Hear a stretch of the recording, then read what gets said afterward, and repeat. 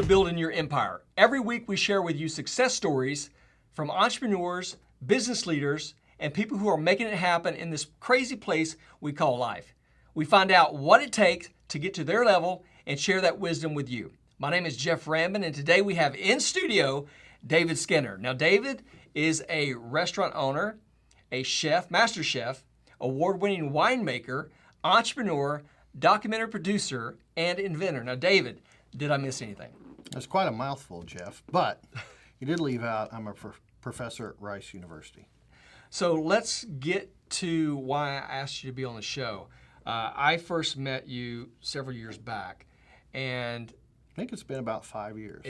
Something like that. Yeah, mm-hmm. And I came to you for giving us some rooms available for one of our actors that we were actually shooting a show. Yes, that's right. And but a couple years later, when I had the opportunity to eat at your restaurant, Eculent, I was blown away by the menu. I mean, I've just never heard of any of those things that you had on the menu. Mm-hmm.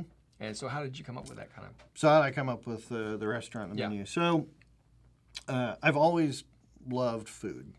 You can probably tell, always loved food. And I grew up, my grandmother was a pastry chef. So growing up in her kitchen, I was always around food. She was always showing me things to do. Unfortunately, I never got the dexterity that she had, so all the little flowers and things she'd make, I just finally gave up and said, that's not something That's not your deal. That's not my deal. Yeah.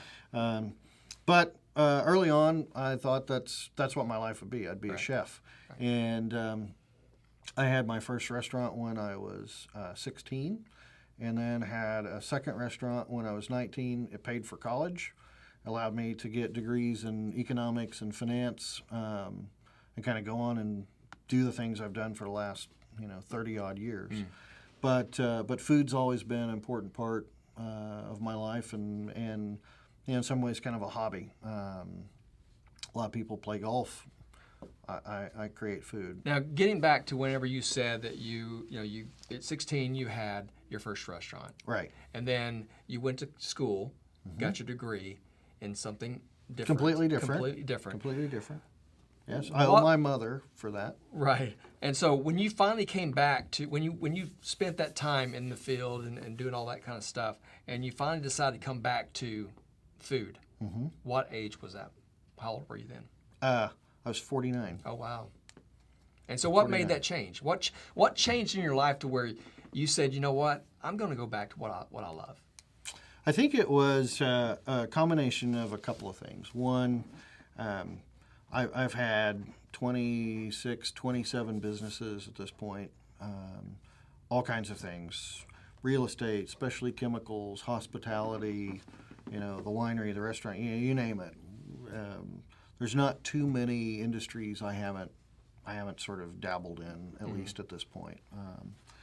And that's kind of my philosophy in life has always been, there are people. Most people tend to sort of, I'll say, wait for an opportunity of a lifetime. You'll hear, people, it's like all the time, it's like, wow, that was the opportunity of a lifetime, right, right. And a lot of times it's like, I wish I had gone for it, but I didn't. Right. But, yeah. I think I know where you're going with this. Well, and so if you're always thinking that there's sort of this brass ring or something, and you're always waiting to kind of grab it, you kind of lose out in really an adventure of a lifetime. And that's been my sort of philosophy in life, has been make your entire life an adventure. Don't wait for an adventure, right? And so I've done a lot of things. I've had software companies. I've got one now that I'm working with. It's given me a lot of life lessons and a lot of interesting stories. Yeah. But it's also helped me really be able to look at a business very quickly and go, that's something that, number one, maybe interests me, in which case, I want to explore it some more. Not everything works out. I mean, a lot of people have, I think, the wrong impression that entrepreneurs are always successful. Always successful. Always no successful. failures. Everything they do turns to gold. Right. Right? Right. And that's just not the case. It's not the case. if you find that's false. That is purely. it's Yes. purely false. If you find an entrepreneur and they tell you that, then it's kind of a one-hit wonder. Yeah, and those are rare. And they're rare. Yeah. You know, you might as well be an NBA basketball player or something. You know, I mean, Right. you've got those same kind of odds. Mm-hmm. Successful entrepreneurs have probably as many failures or sometimes more failures than successes. Yeah. What makes them different is they always get back up and they always, you know, are willing to try again. Yeah. You know, so entrepreneurs tend to be risk takers, but that doesn't mean that you're sort of a risk seeker. Okay, so risk seekers are gamblers. Those are people that, you know, it's more the thrill of it, you know, and often don't really evaluate the risks appropriately. Entrepreneurs, I think, good entrepreneurs tend to be able to assess the risks appropriately and make a judgment call. Is this something that I'm willing to, you know, risk, you know, my reputation, my savings, my family, you know, to go forward? Yeah. Now, seeing that you were 49, how old are you now? 52. Just turned 52 2 days ago. You had that look of like, I'm not sure I want to tell you or not. I'm not sure. That's young. I mean, that's 52 is young because I'm 46. Yeah. So 52 is not that much older. 50 is a new 20, I think. You know. Right. Yeah. Exactly.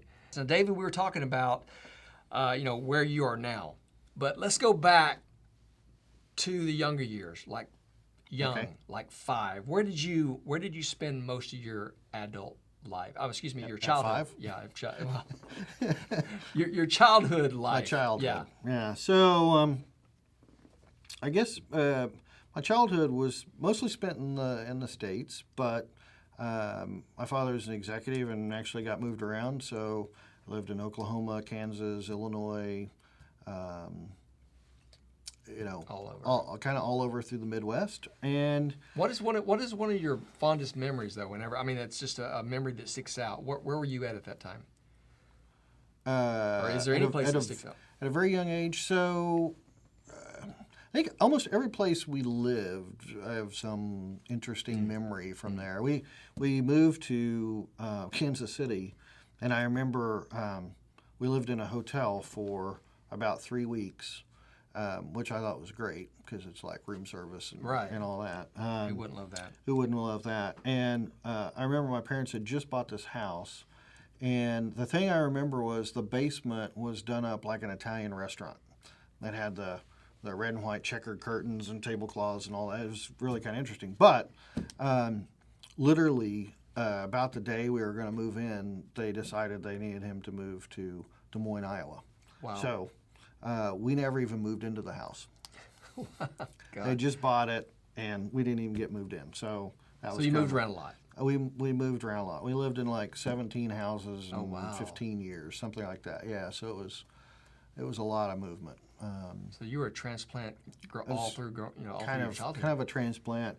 Some of it a little more my parents doing because my mother used to like to redo houses, so we might still be in the same city, but you know, they go buy a house, remodel it. They're like the early flippers, right? Yeah. And so then they sell it and buy another one, and so that's kind of what she would do is redo houses. So would it be fair to say that you kind of gained that entrepreneur spirit from your? Oh, for sure. Yeah. Okay. For sure. Yeah. My father's side of the family were all entrepreneurs. They own printing businesses and other things. My mother's side was all kind of in the oil business, so Conoco and other things like that, some ranching, and so yeah, I always kind of had that kind of in my background. Right. So. Wow. So do you have anything to do with ranching? Not right now. That might be down. Not right now. Not right now. I've had ranches and stuff in the past, and it's a lot of work. But yeah. And not that the restaurant's not a lot of work. The one thing that because I used to own a pizza restaurant for a short time, and I will tell you that anybody that comes to me and says they want to have a restaurant, I try to talk them out of it as fast as you can. Absolutely, because I mean, you know, they're caught up in this ideal of. You know, they cook what they want, and you know they're the boss. But I tell you what, man, it's tough. I mean, it's long hours. I mean, you're there a couple hours employee issues, not showing up. You know, hiring and firing. It's tough. I mean, and plus, I didn't have too many issues with dealing with the customers because I always had great customers, and you probably do too as well. Now, David, what motivates and drives you? I think the things that drive me the most is really doing things that either no one's done before or I've never done before. You know, I'm always looking for new experiences, new adventures. You know, like I said, my motto's kind of always been, you know, make your life an adventure. You know, Life's too short. Life's too short, and you know, people are like, "How in the world do you do all this?" I'm like, "Well, I don't sleep." You know, Right. which, you know, somewhat annoys some of my family, but it's just That's who you are. that's who I am. It's who I've always been. You know, I tend to get up about 6 o'clock in the morning. I go to bed about 2. Yeah. And that's just a normal day for me, which allows me to do lots of things like the restaurant and the consulting business and the software company and, you know, all the things I have going and all the philanthropic things that I tend to do. It's just And things that are coming up. the things are coming up, and so you know, that's me. That's my life. It's definitely not for everybody. I have other friends that are entrepreneurs, and you know, they love it when they get their business to a point to where other people can run it and they can go play golf all day. Right. I've tried doing that at times, and what I find is that it's never run the way I want. You know, it's, you know, Right, well, people make decisions, and I look at it and I'm like, that's not the decision I would have made. Right. So I prefer to be hands-on. All right, real quick, let's go to a break, and we'll be right back after this. You work hard, so isn't it time you rewarded yourself with that new bed, sofa, or dining table? Don't wait another minute. Come on in to Value Furniture and Mattress and check out our new low prices on our wide selection of Ashley, Simmons, Coaster, FlexSteel, and Klausner. With no gimmicks, just great prices, we guarantee you'll leave satisfied. Check us out at valuefurnituretx.com or stop in to our Pasadena, Pearland, or Webster locations. And remember, at Value Furniture and Mattress, no gimmicks, just great prices. Welcome back to Building Your Empire. We're here with David Skinner, Master Chef, and a list of other titles that he has. Now, David, really quick, what's the last book you read? The last book I read, I am sure, was a cookbook. Mainly because I can't even keep up with all the business books that are coming out anymore. Right. I can't keep up with all the cookbooks that are coming out either. But, Right. But yeah, I get a lot of different. I buy a lot of different books, and what I find is I'll skim them real quick, see if there's any nuggets that I kind of like from them, and usually I've got, you know, either Post-it notes or something, and I'll kind of flag them and then stick it on a shelf. And some point in the future, I always kind of remember, oh yeah, there was something in that book, and I kind of go find it, back and find it. I didn't mention I've written 3 books. So, Oh, there you go, an author. yeah, so Okay. you can add that to your list. To your list. Yeah. Okay, so who's been your biggest inspiration? In terms of food, I would say Julia Child for sure. Oh, wow. Yeah, and that was somebody luckily I was able to meet several times when I was younger. She had just such an interesting woman, but an interesting way with things. And plenty of wine. And she liked wine. She did like her glass of wine. And the interesting thing, I mean, she was one of those that was really, you know, don't sweat the small stuff in the kitchen. You make a little mistake, there's no mistake. that's all right. Yeah. There's no mistake. Yeah. You know, add a little more butter, add a little more wine, it'll be okay. Right. You know, And drink a little bit, and who cares? drink a little bit, and everything's fine. Yeah. So I'd say Julia Child was definitely a big inspiration on that side, and then others like Ferran Adria, who had El Bulli restaurant in Spain. Really, well, he wasn't truly the father of sort of modernist cuisine. He gets the credit for it.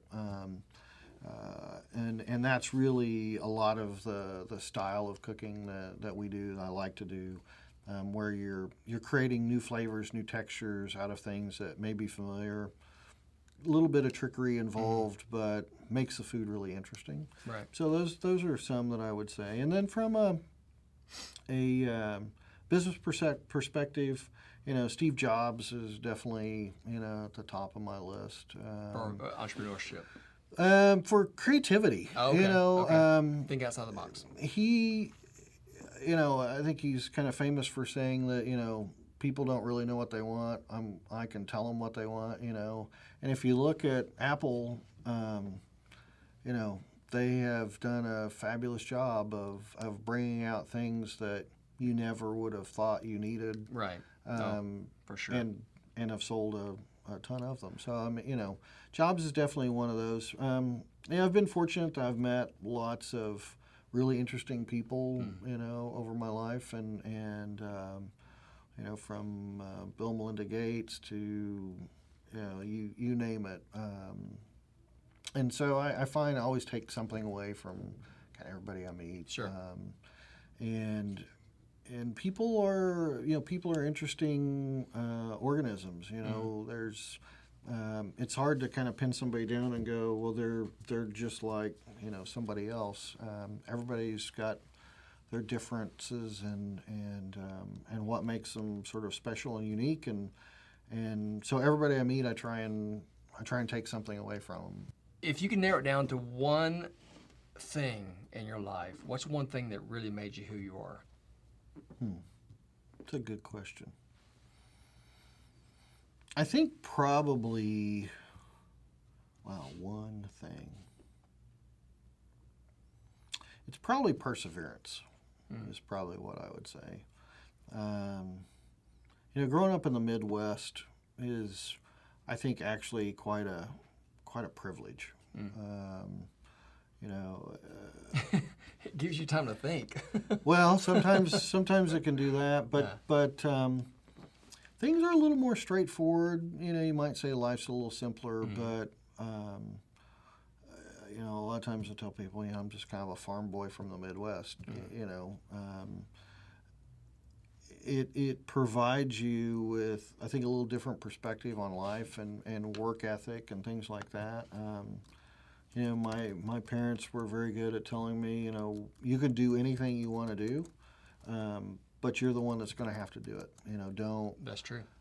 Don't expect somebody else to make you successful, right? Because that's not going to happen. You have to make yourself successful, and so perseverance, trust, honesty, do the right thing.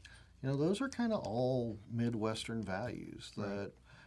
Believe me, I've traveled the world, and those are not common values throughout the world. Right. Now, if you could give one piece of advice to someone that's considering becoming an entrepreneur, what advice would that be? Don't start a restaurant. Don't start a restaurant. I know, right? That's definitely on my top list. Is don't make a restaurant. Don't start a restaurant. I think the things I would say is, number one, whatever it is that you're wanting to do, make sure it's something you're truly passionate about. Because if this is something, I like that. If this is something that's going to become successful, you got to be willing to be doing this for some period of time, right? 5 years, 10 years, the rest of your life. Or when the fun runs out. And because the fun will run out. That's right. It always does. And there will be days that are just pure hell, drudgery. It's like, why in the world did I ever do this? Speaking of, has there ever been a time where you thought, I'm ready to quit? Definitely. Yeah. Definitely had times when you just go it's home. It's not worth it. You go home and it's like, this is just not worth it. And sometimes, while I say perseverance is a big thing for me, there are times you have to evaluate stuff and just go, okay, this just isn't right. This isn't right for myself, for my family, for my friend, whatever it is. I need to stop this and do something else. And kind of like you with the restaurant. I was done. Yeah. Well, the last startups I had where we raised, an insane amount of money. The funders and myself just did not click. And at some point, my wife's just like, kind of, it's us That's or a tough them. one. That's a tough one. And and the prize was tremendous, but you just kind of have to say, yeah, you know what, you're right. This just isn't worth it. And then that was kind of the last one that I left before I started the restaurant. And part of the reason was I had been put into such a small little box. I'm not used to being put in a box. You can probably tell that. Yeah. No, you're out of the box kind of I'm guy. kind of out of the box kind of guy. And so that was a difficult thing, a difficult decision. Definitely a learning experience. Because I had set up the company, I had helped to go find the funders. I made a bad choice on some of them. Yeah. Which happens, That'd be the other piece of advice I give is, especially if you're doing something that's not just you. It's easier to do a business that's just you, right? Yeah. As soon as you bring partners in, and partners can be banks, can be other people lending you money, whoever all of a sudden now has some bit of control over that business. Yep. They're your partner. You got to think about it that way, and they're going to have a say-so one way or another, and it may get to where that's just not what you want to do, and so you've got to be able to kind of say, it's time to go. It's time to let it go. I don't care what the opportunity is. This just isn't good for me, and you gotta kind of move on, and that's kind of where I got to, and I'm actually glad. Yeah. I tend to take away learnings from every business or every, deal that I get involved with, and they all have. There's always a teaching moment. Right? Absolutely. And I tell that to my students too. Everything in life is a teaching moment. It's just a question of whether you realize it and learn from it, or continue to make the same mistakes. Right. And I know you're going to live through it. Just make it a teaching for the moment. most part, you're going to live through it. Yeah. It might be painful. You might end up in bankruptcy. You might end up in, other things. But if you live through it, you work through it, and you come out the other end, you should be smarter. Be stronger, smarter. Stronger. Yep. Yeah. Real quick, if money was no object, Mm-hmm. you didn't have to think about money whatsoever, what would you do? I do what I'm doing right now. Oh, okay. Yeah. Awesome. Yeah, I'm having a blast. It's honestly, I can only do what I'm doing now because of what I've done for the last 30 years. I mean, Put in the time. Put in the time and got to a point where financially I can make this happen. Right. This is not an endeavor you would go into and go, I'm going to make a ton of money. I'm going to serve 20 people a night. Right.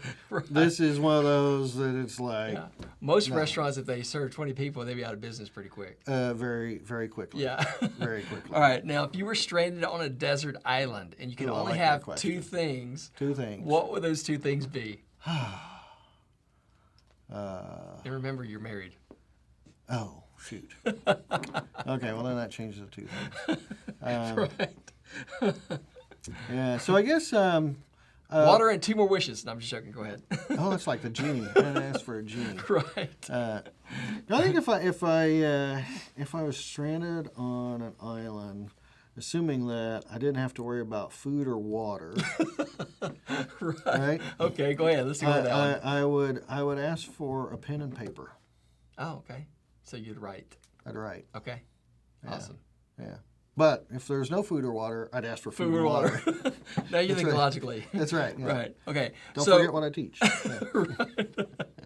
So, what's next for David Skinner? What's on the next? What's on the horizon? What's something On the that's horizon. Yeah, and I have one more question after this. Okay. Well, right now, I've got a couple of startups that I'm helping. Mm-hmm. One of which is a longtime friend that's got some incredible software, and that's coming along very well. So I'm helping him, with some money raise and some other issues, just getting the company really off the ground. Sure. I've got another friend with a music business that we're getting off the ground.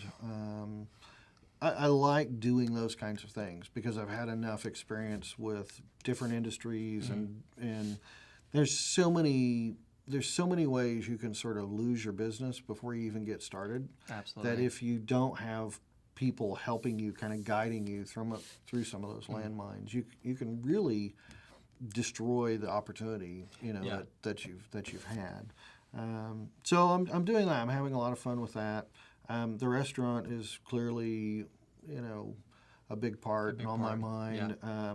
That's spawning a TV show and some books and some other things. Again, because what we're doing is so different. We had an astronaut in for dinner.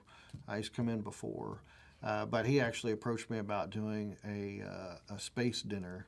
And so now now we're in talks with how we can send our food up to the station and have kind of a simulcast dinner. And that's out of this world. That's literally out of this world. Yeah, I never thought I'd see my food in space. Right. But that it would looks, be it looks like that might be our reality. So we're working cool. we're working that. Yeah. I get things thrown at me almost every day, Yeah. and I think it's because I enjoy. My wife's always like, when are you going to retire? Yeah, enough. And I'm like, what does retirement look like? Yeah.